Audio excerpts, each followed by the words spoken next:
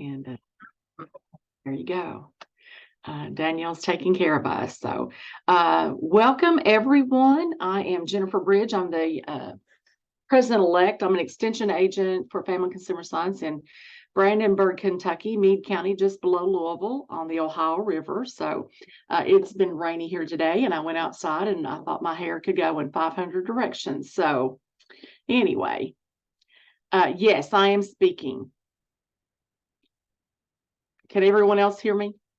Okay, most people can.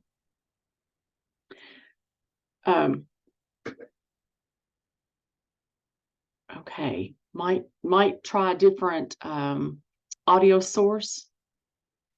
Might help.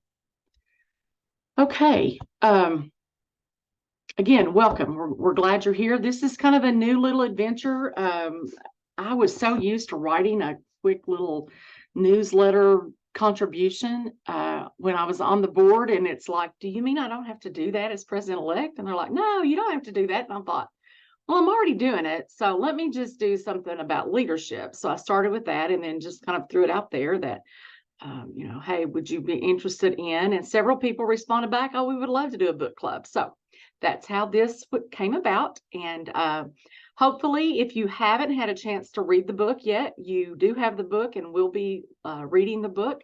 It's okay if you haven't read it to this point. It's always, I've read it several times, and every time I read it, I learn something new from it, because it's very in depth in places. So we all interpret things different. So feel free to join in as we go along.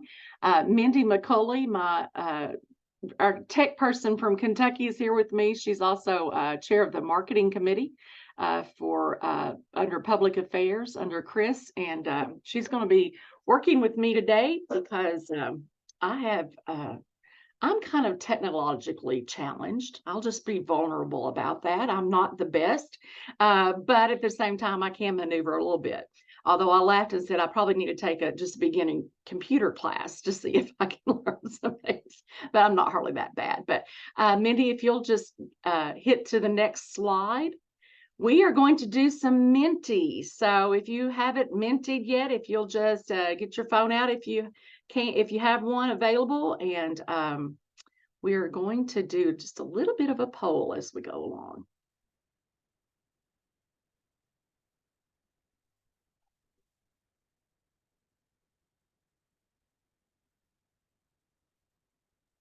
If you'll click the thumbs up as you get on, then we'll know everybody is ready to go.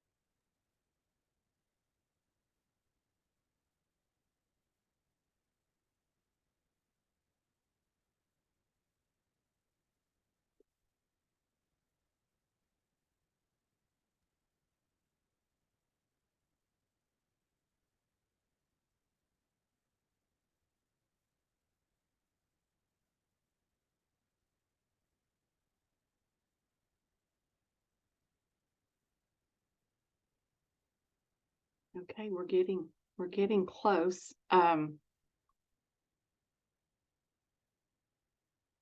Mindy, whenever you think we have enough, or if everyone is comfortable with moving forward, we'll show you your first question of the day.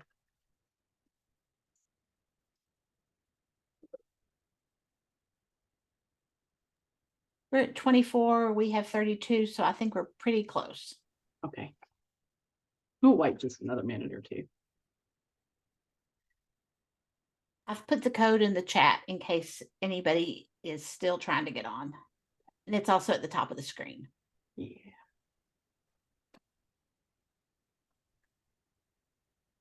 This just gives us an idea of where you're joining today.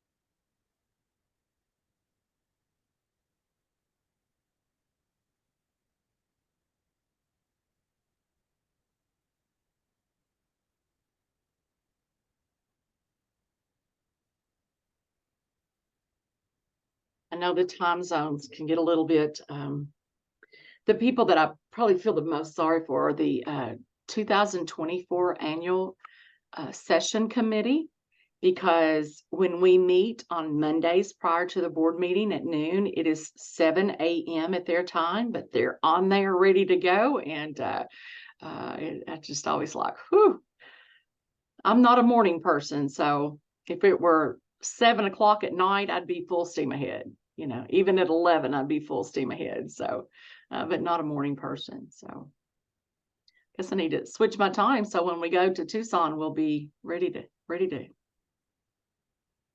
celebrate. Okay. We still have a few people.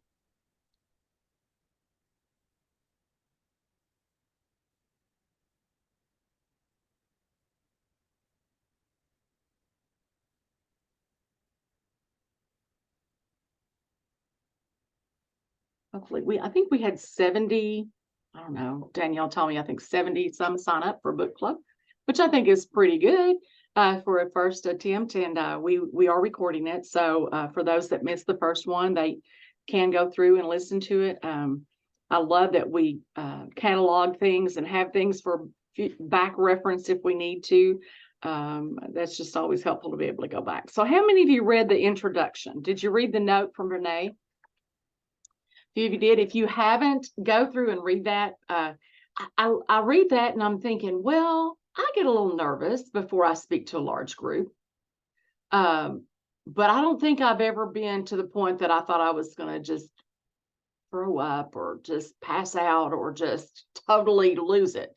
But I think in our jobs, we're so used to being in front of people and interacting with people. I think that does help, even though, you know, it's not a few thousand, but it is helpful that we do interact with people, and more interactive, I would guess. But that just fascinated me. So our next question is, and that's just to help me, this is my adult education component coming out, but we always ask, you know, why are you here? What would you like to learn today? And that's kind of where we're coming from. What would you like to learn today? So just give us an idea of why you joined, and or, you know, you may have no idea. You just want to be here, be with people. That's great.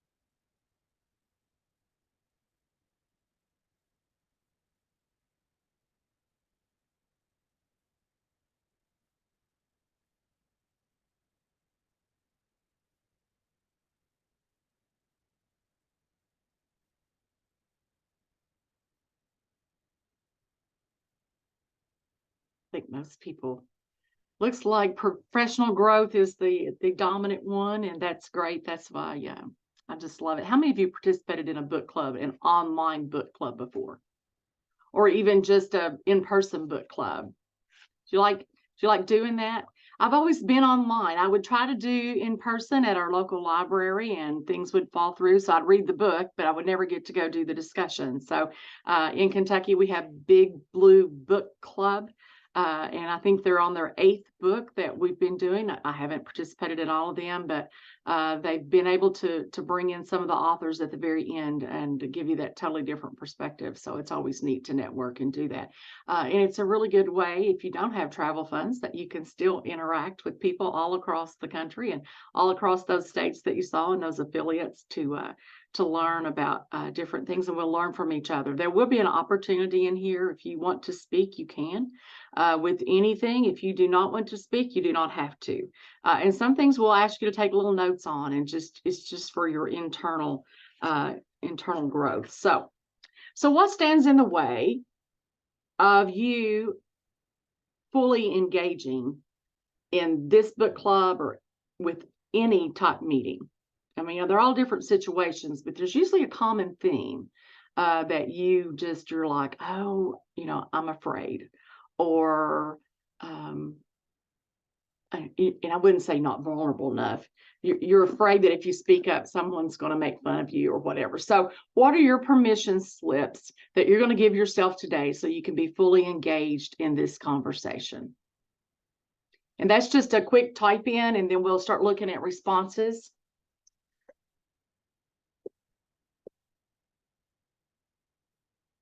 Right, not making time.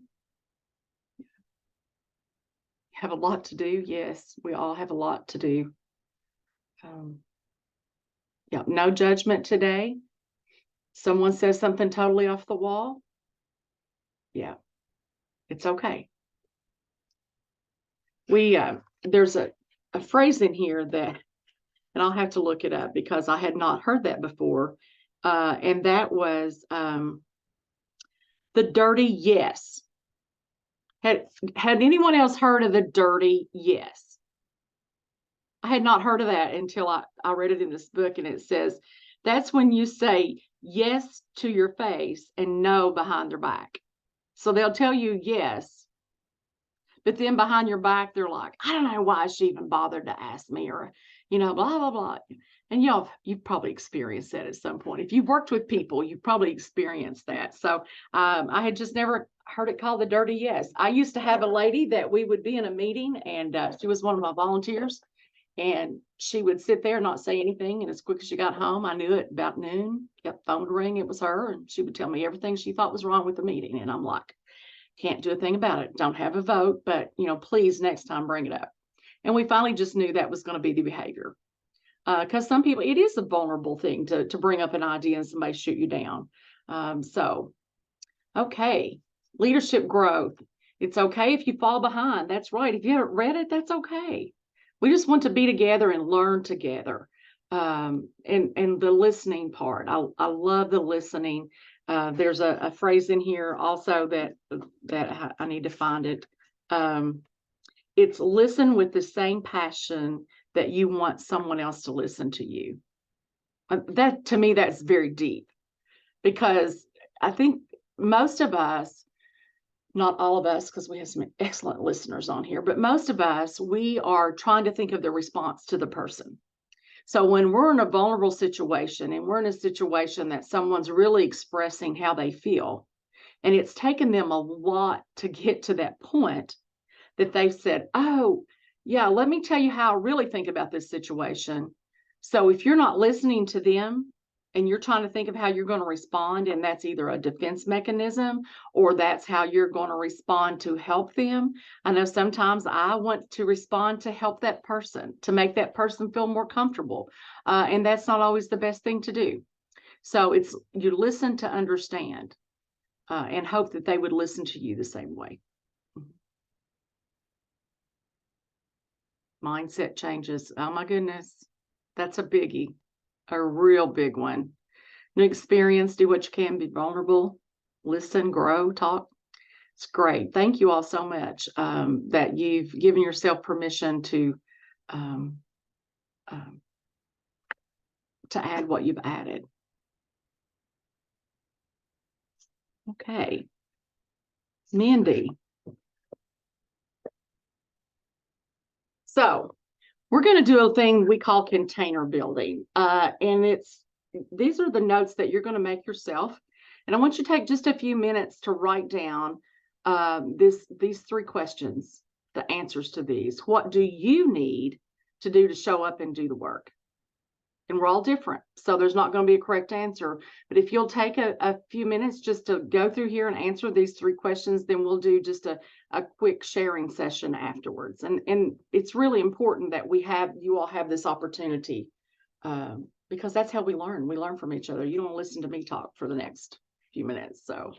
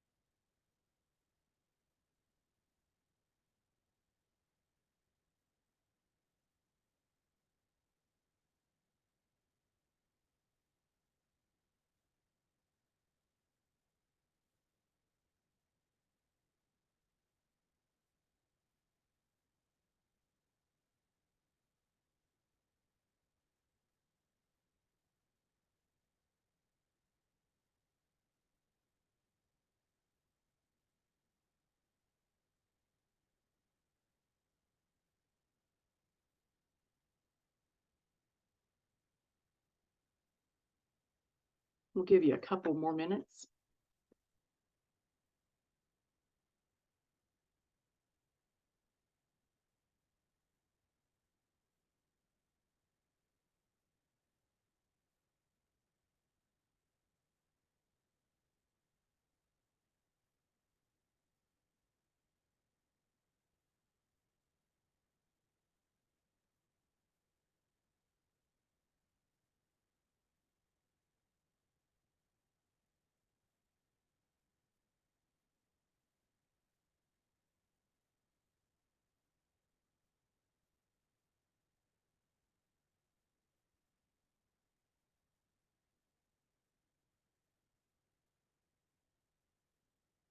Okay, we'll go ahead. It's your opportunity to talk now. I know some of you are like, oh, I want to share. I want to share. So I cannot see everyone. So if you want to raise your hand, you can, or if you just want to speak up, that's fine as well. So who would like to share? What do you need to do to show up and do the work?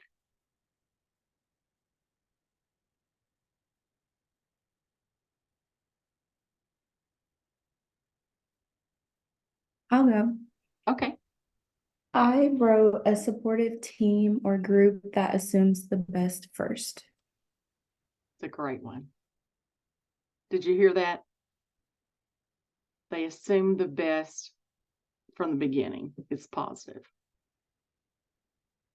I kind of to build on that, I had a supportive listener, whether that's one-on-one or in a team, is what I need. And then constructive feedback. You know, I mean, I don't necessarily want somebody or a team to be like a yes man. I want honest, constructive feedback on whatever I'm working towards.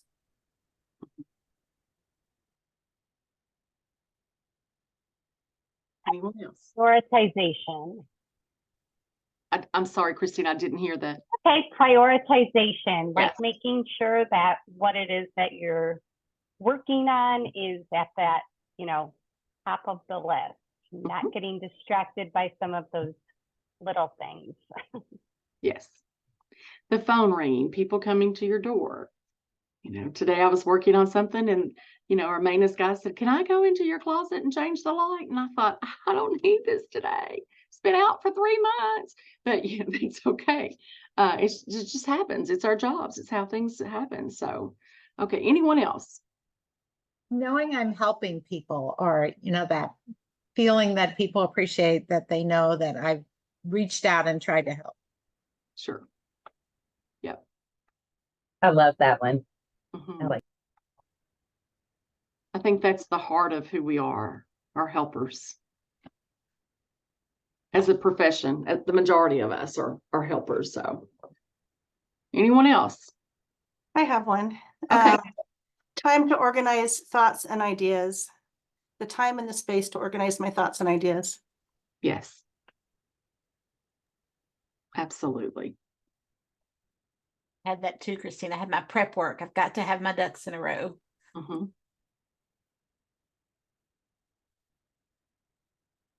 Yeah. Grace for myself so that I can be a good contributor. That's a really good one, Chris.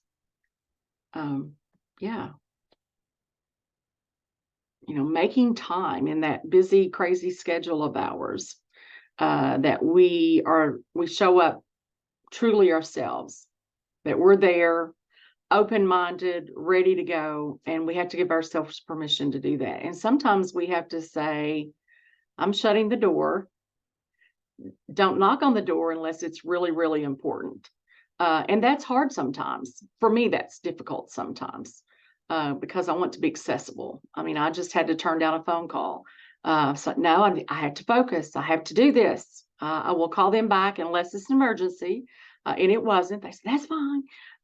So you have to give yourself permission to do that and not think about it. Okay. Anyone else before we move on to the second question?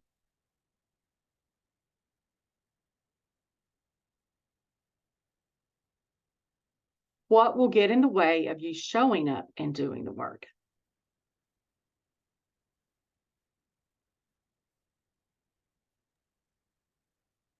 I'll share. Okay.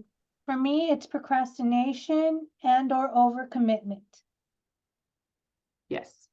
Two very, very good ones. For me, it is fear of rejection or failure of whatever I'm working on, whether it be from, failure that the project didn't come through, the work doesn't get done, or that my idea is going to be rejected by the team. Which rejection is a natural part of life. I shouldn't fear that, but that is something that keeps me from showing up. And then just overall imposter syndrome. Mm-hmm. I put boredom. Boredom? Yeah. Yeah. That is true. Yeah. So we have negative people, time, and a long, long list to do. The last minute high priority demand needs. Yep. Someone calls this emergency. It doesn't matter if you're in charge of it. Sometimes you have to say, hold a minute, I'll be right back. And then fires, yes, last minute items that need your attention immediately. And that happens a whole lot with us. So that's all of those are very, very good comments. So what else? How about you wake up I woke up this morning with a horrible headache and I knew what it was. We had a storm front going through, but it's like, I cannot be sick today. I have to get up today and get out of this house. I can't just, but if I were truly ill, I don't think you all would have gone, I can't believe she blew us off because she was so sick she couldn't meet with us. You wouldn't do that. And there again, that would be giving yourself permission to say, hey, I need a break. I hope you understand. And most people will. Not all, and you're never going to please everyone, but most people will. And that's when you become vulnerable as well. And that's one of the big focuses of this book is being vulnerable and just stating exactly why.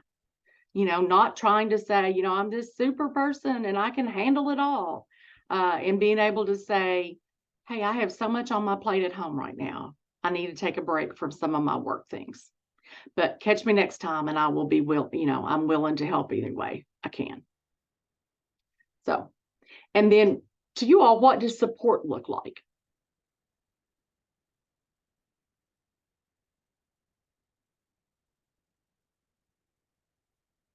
I think, Jennifer, a little bit of what you were just saying, I wrote down honesty for support. And, I feel like when people can give me what they're honestly feeling, it makes it easier to contribute that back to them. And I'm in the same boat with you. I get migraine headaches all the time and I'm always dragging myself to things and doing stuff because I don't want to disappoint people, that guilt of letting people down. But in the meantime, I'm letting myself down because I'm sick, and I'm not at my best. So I think like being honest, like you said, about what's going on is a great thing. We have a grandparents or relatives raising relatives group, and they met this morning. And we had a lady come in, and she took 2 extra hours. I had mapped my day out. I had started the day with that. I had to get refreshments for them. Say, can you bring pastries? Well, how about string cheese and crackers and fruit? That's no pastries, but we brought refreshments, had to get that set up. And then all of a sudden it's like she needed me to listen.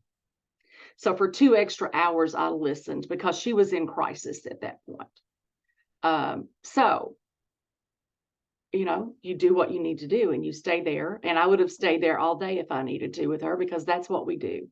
And she was vulnerable enough to tell me some deep, deep stuff going on in her life that got her to that point. And I was respectful enough to just wipe my mind and just listen without judgment, because sometimes we're like, well, if you would do this or if you would do that, or just tell your kids, and you just can't do that. It's just so much easier for us to judge. And that's one of the things about being vulnerable is that we don't dump on other people with our own thoughts of what it should be or how it should have been, that we accept people as they are, not perfect, but as they are, and we work with them as they are. So I think that's why why Brene is so relatable, because she lays it out there. I'm the one that has always prepared my children's clothing for the week I'm gone, and all of the casseroles are in the freezer and all of a sudden it blew up and it didn't happen. And guess what? They don't even eat them anyway. You know, so it's like, well, welcome to my world. You know, she makes herself so relatable, and that's how we can do our job so much better if we are relatable to the people that we're working with. I think one of the reasons I respect her as a presenter is she seems to be who she is. You know, and probably the first time someone came to me and said, Jennifer, you really need to listen to her, because when I listen to her, I think of you. And I'm like, what? So there was that intrigue to listen to her.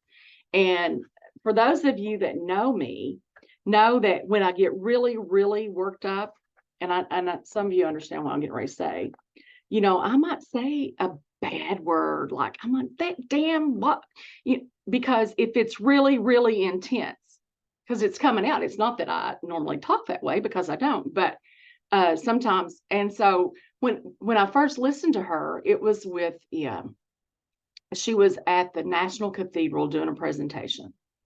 And she talked about her friends are like, oh, Brene, you're going to have to clean your language up before you go up there and talk. You know, that's like the national church. You can't just go up there and talk like you normally do. You're going to have to clean up your act.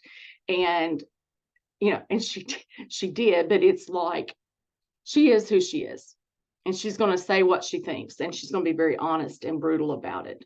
And I think sometimes we lack that. We have people who are the dirty yes, who say one thing and do the other. And I don't think we need that in our culture, especially in our culture as far as an organization with NEAFCS. We need people who are marching toward the same goal.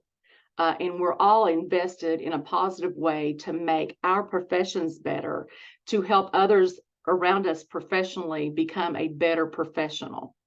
So, you know, sometimes support looks like just someone sitting there and just listening. Or just a hug or pat on the back. That's not always appropriate workplace, but you know, we have different culture now. We have different things, the way things happen, but it is very important to us. So anything else before we move on? You know, you're burning to say something and you haven't yet. So this is your opportunity on any of the three, because we're building our container here.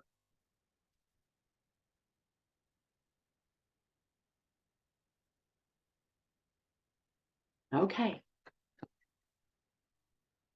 Now here's another one. And there's not an answer to this, not a correct answer to this, only to you. But whose opinion really matters to you? And you can do that you can do that professionally and personally if you want to break it into two different places. So personally, whose opinion really matters to you? And then professionally, whose opinion really matters to you?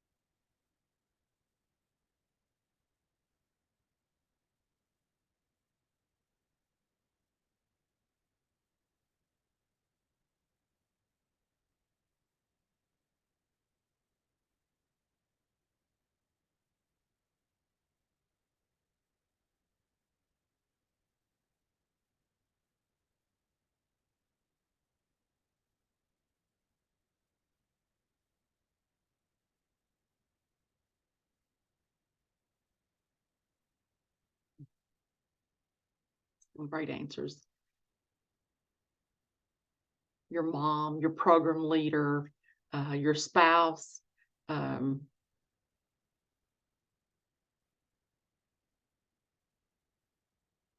personal.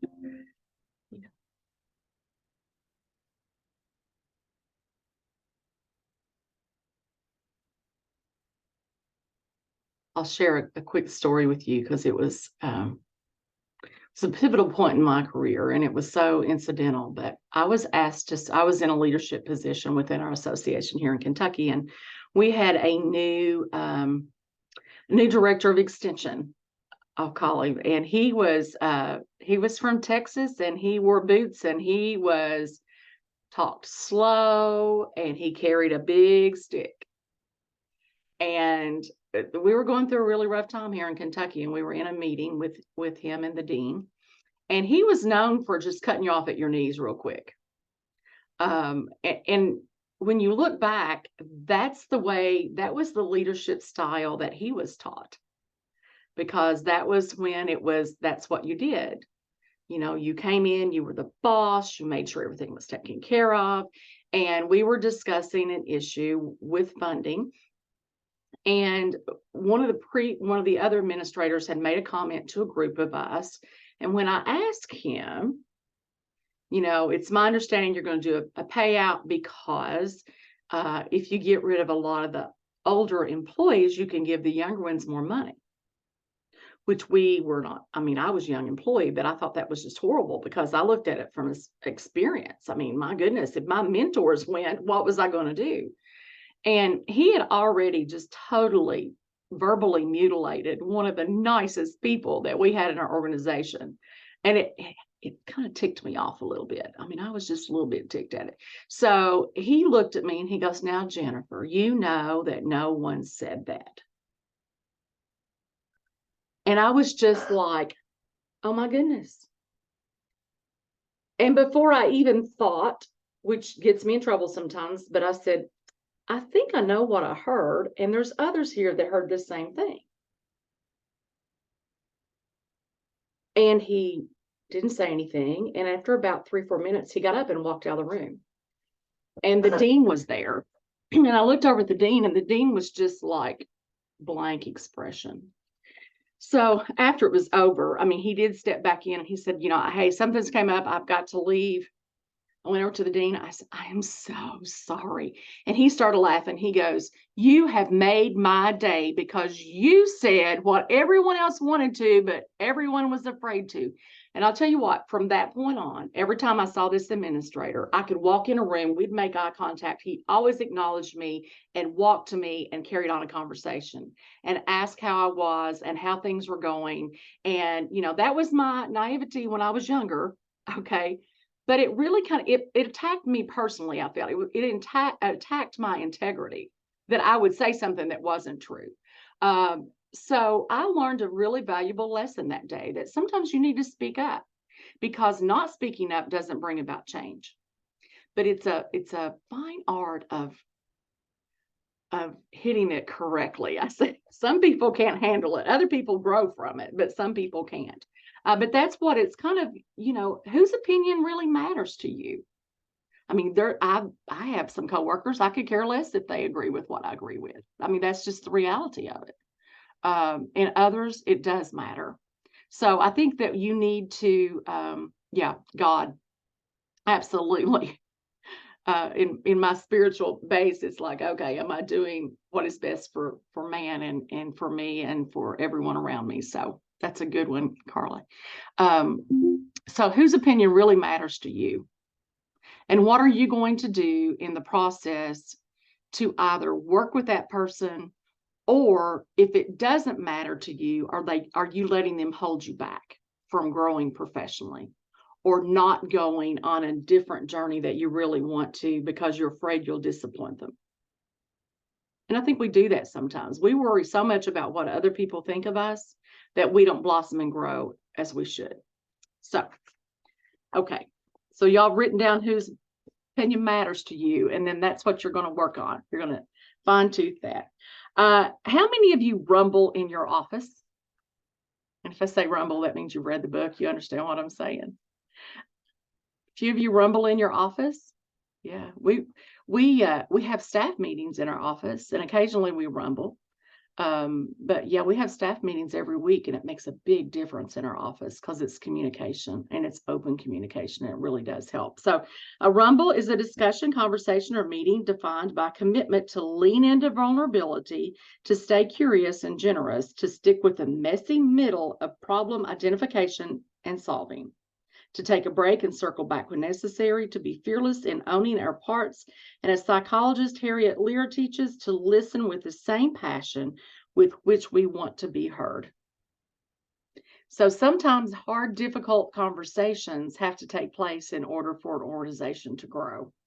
That resonated with me.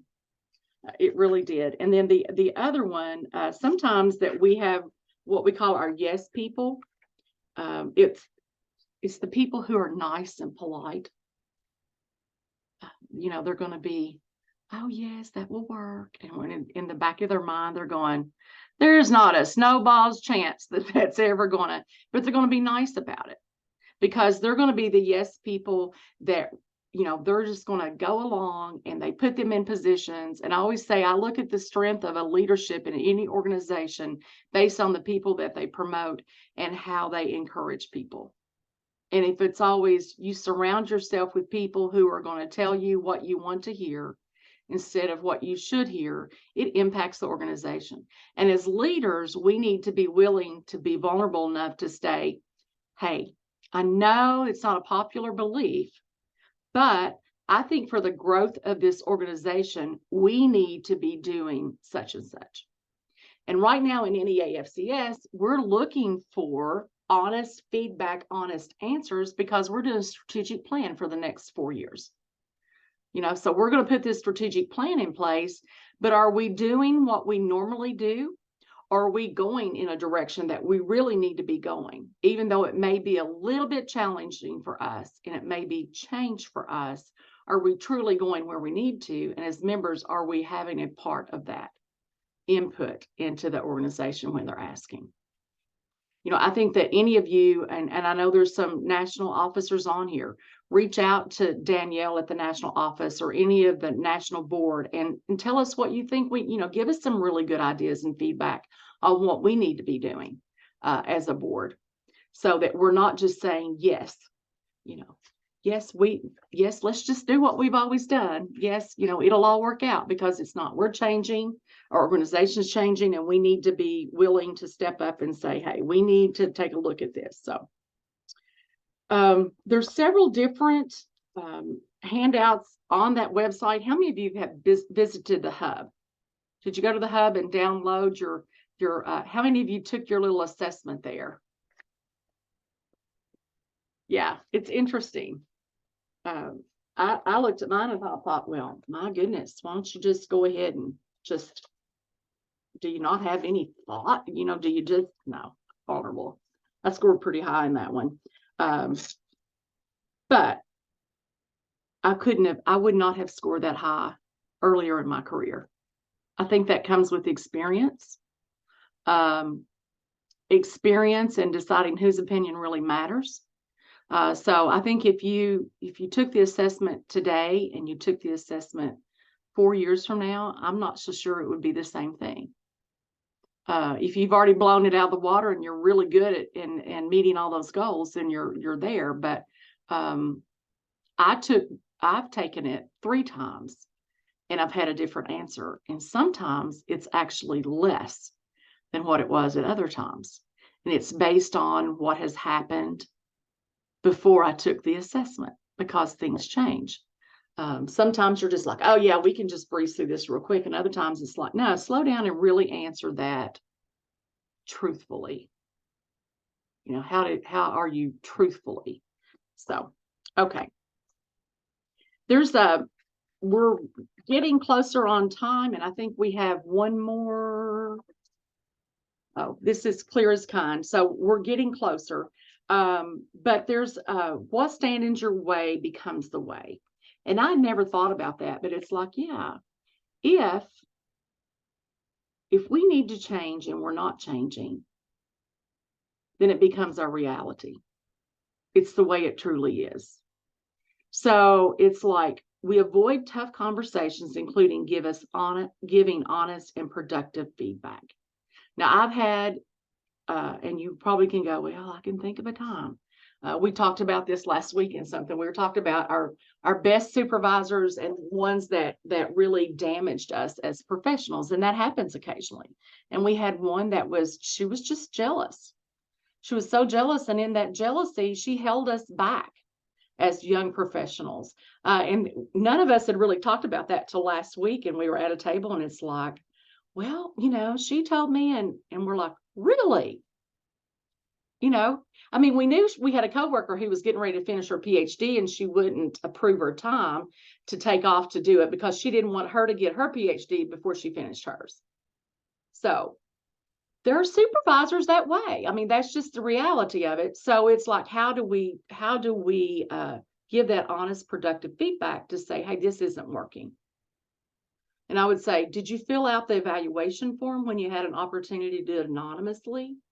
Well, no, I didn't think it'd make a difference. Well, it didn't, because you didn't tell them honestly what was happening. And I'm not saying it's always in a negative way, because anytime I do an evaluation, and I just judged, and y'all probably have too, I just judged awards yesterday. And on every one of them, I praise them for what they've done, but I always give them, if it was a lower score, I'll say this, next time do this, this, and this. Because if we're not giving that constructive, we've allowed it to stay that way, and we haven't made any changes toward it. So that's on us as professionals to be encouraging to others. So, okay. There's several others there. If you haven't downloaded the handout to go along with it, the read along workbook, I encourage you to do that. Too much shame and blame and not enough accountability and learning. I love that one. We can tell exactly what happened, but there's no holding someone accountable because they did it. This is just what happened, and that's what puts us in a bad situation. Perfectionism and fear are keeping people from learning and growing. And there's another comment in the book, in the chapters that we read, and it talks about perfectionism. There's a difference in high standards and perfectionism, because why do you want it perfect? This is where the vulnerability to come in to say, why do I want it perfect? Because We all want people to think the best of us, that we are terrific, that we are the greatest. So you are, Pat. You're wonderful. But you're right. We don't want people to think that we are not competent, that we're not doing the best we can, that we're not, But at the same time, if something goes out of the office, I want it as perfect as it can be, because it's a reflection. No misspelled words, no, major errors. The information needs to be factual. But there's a difference in being professional and driven versus being a perfectionist. Now, I can get hung up on colors too. When I was working on these slide deck, I don't know if Mindy noticed that or not, but if I couldn't match the colors, like if I couldn't match the colors right here with the previous one, I made sure it was kind of a blank background on it. So that's that perfectionist part, but it's also kind of OCD. But anyway, Lisa's probably one of the best at putting stuff together like that. She does an amazing job with the newsletter. If y'all haven't read it, you need to look at the newsletter. But, Thanks. I appreciate the shout out. yeah, 15th of every month, about the 15th. She's already sent a note out. Hey, I need your stuff by the 1st. I'm like, oh yeah, I need to do that. But yeah, Lisa does a great job with it. But daring leaders who live into their values are never silent about hard things. That's pretty heavy when you think about it. If you live into your values and you think that something is wrong, if you see, in my case, an administrator chop the knees off someone verbally, if I hadn't spoke up, I would, for the rest of my career, think, why did I not say something? Because I think it was a growing learning opportunity for all of us. So sometimes, you know it's wrong, and are you going to stay silent, or are you going to speak up about the hard things?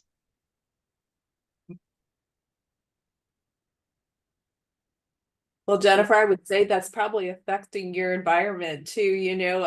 I was reading this book, and so something was happening in my office too. And so I had to speak up too, because it was like, this isn't just about my program, it's about extension in my community. It's affecting my entire program. So, I can't just be quiet because, this is going on. This isn't right. So I need to say that I don't agree with this.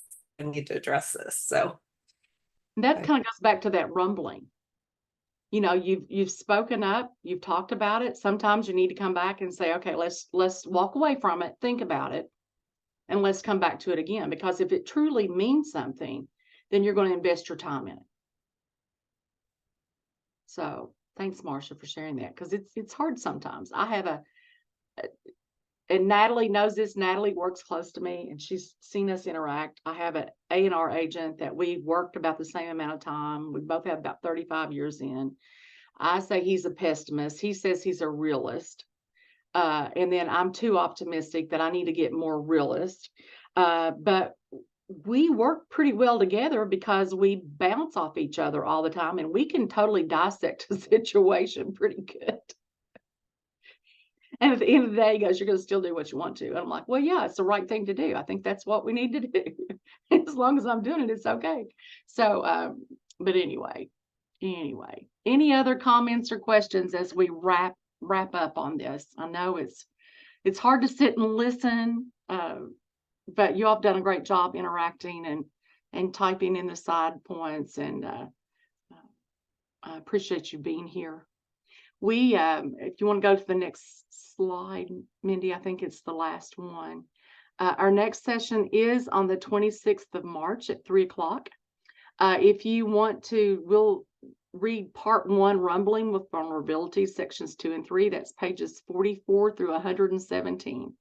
If you want to do that, and we can send that out as well. If you want to keep that, that's what we'll be discussing next time. Now, I, in my cross-reference on my calendar, am teaching a class that day at 2:00.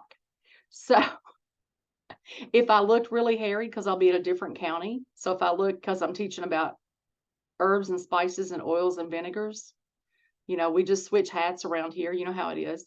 But I will be on doing that. So questions, comments, something you want to learn the next time, something you want to cover the next time we didn't cover this time.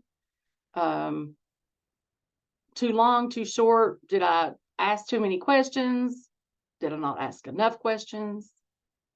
Give me honest feedback.